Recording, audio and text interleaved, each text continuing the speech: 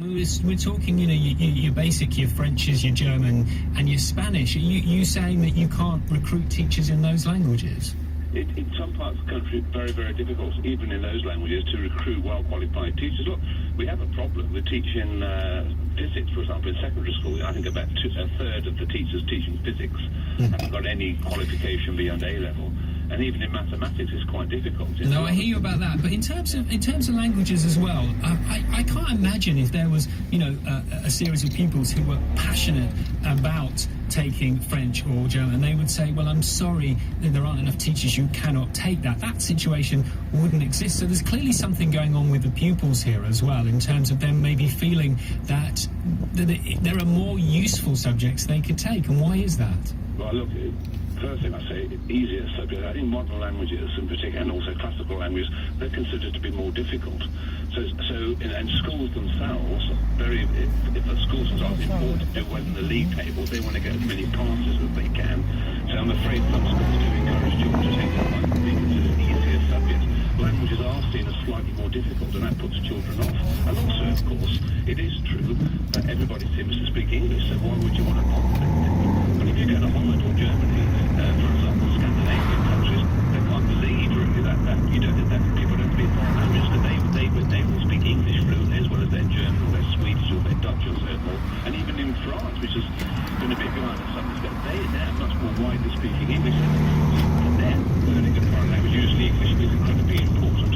We are a bit lazy because I suppose we can say everyone speaks English, but the point is... Which just happens when you go away, isn't it? You try, and then they'll start speaking English, so it's hard to get practice, isn't it, sometimes? It is hard to get practice. I mean, I speak Italian, so often when I go to Italy, they turn up speaking English to me. I just compliment them on their English by speaking Italian to them, which I can throw them. But it's true. People abroad, they want to practice their English too. If you go off to China, this vast country, and all these millions and millions of people there, they're all learning English in school. How do we, just before you go, Chris, how seriously do we convince pupils to actually go, no, this is going to be such a useful skill for you? Why aren't they seeing that? And how do you think, briefly, we should be telling them as parents that these skills are important? I think essentially, if you talk to children reasonably, logically, and explain that if they want to get a good job, they want to communicate with other people around the world, they want to sell things abroad, their future is much, much brighter if they know a foreign language. They're closing doors if they don't know foreign languages. They're opening doors if they do learn a foreign language. And it's a wonderful thing to do. It's wonderful to communicate with people better. Oh, I tell you, I remember my first school trip we did a day trip to France, and I walked into a bakery and so took a deep breath. Oh, here we go. Je voudrais une baguette, and she handed me, and I honestly, I thought I was God. I was like 12 years old, but I thought, wow, I've communicated with someone. So, those moments, I remember certainly, I felt very confident in myself that day, for sure. And also in practical sense, if you're abroad and you're speaking no languages, to some extent you're likely to get ripped off for a start. Very good point. Very good point. Chris, thank you very much for talking to us there. Really interesting hearing Chris's views there. Actually, he learned from the age of 5 as well. Obviously we're not just talking about European languages here, and obviously if you think about the potential future of this country and what's going on with Brexit, maybe those other languages may well become more important in the future. Helena is in Watton at Stone this morning. Helena, hello. Hello, good morning. Hello, good morning to you. You're actually German, is that right? But born in Kazakhstan. So what language did you grow up speaking?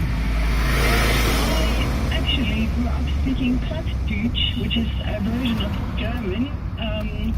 And when I was at nursery age, we were told we had to learn Russian to be able to go to nursery back then.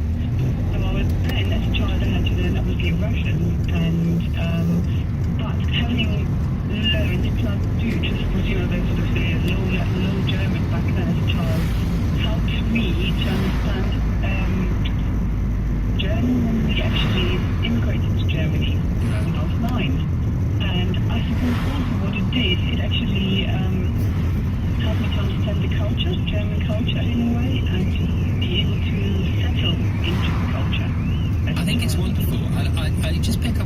you said there, when you said, I had to. And isn't that the interesting thing now? Because we were just talking at the start of all this about things like Google Translate now, and the fact that we don't have to so much, and certainly even as children, we don't have to. Is that what's causing the problem here, do you think? Possibly, yes, possibly, and I think there's not much of point made about actually the culture that is brought with the language, the opportunity that is brought with the language that you learn. And, even though you can use Google Translate, you can look it up on the phone very quickly and you can say anything, but a language brings the culture with it. And I think it does sort of miss out on that point, possibly a lot as well. Your two children, where are they with this? Because clearly you are passionate about it, so I'm imagining that your children are bilingual, or... Yes, my eldest daughter, she's more bilingual than my youngest. I think, one of the things, if you grow up with two languages yourself, it's very difficult as a parent, if you're a working parent, to actually do this. It's mentally very tiring, often to keep up the bilingual world. But for me, it's very important to, teach the culture in my family as well. The culture that I grew up with, to actually pass it on to my children and make them understand that there's a much, much bigger world out there than just English. That there are things that come with the language that you can't actually get from Google Translate or from the internet. The feel of certain things like, Easter celebrations, Christmas celebrations, some other celebrations that we don't have in the UK. But actually passing it on every year, even living here in the UK, my children understand that there's so much more out there's so much more culture and so much more opportunity out there than actually that would be getting from a Google Translate, of course, from the internet.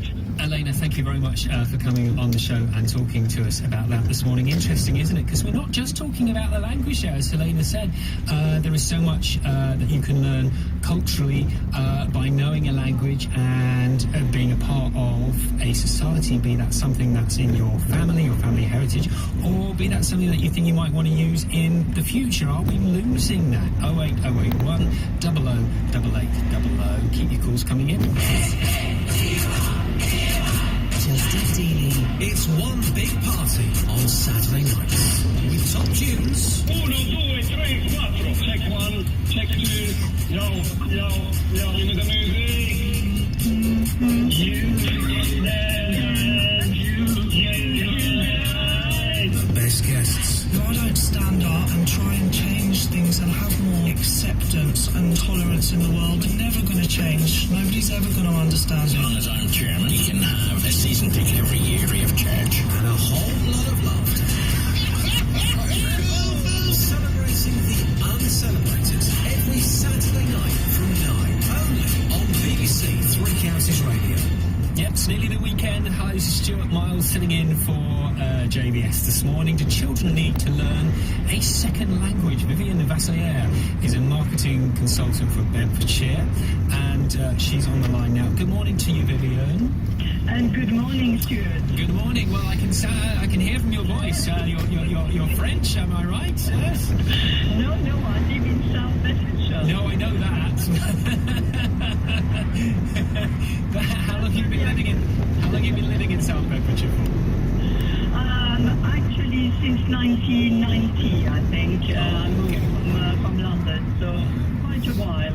It's a great place to live, actually. We've got some great communication. Yeah, absolutely. Very good. Well, you've certainly kept your accent, which is lovely. I do love a French accent. Thank you. What do you think to all this then about children learning a second language? There's been a huge drop in pupils actually deciding to take this, and we're talking obvious things like French and German and Spanish here. We're not talking anything unusual. Sure. Well, I think it's very sad, really, because, and I think your previous caller mentioned how much it enriches one's life, and I certainly agree.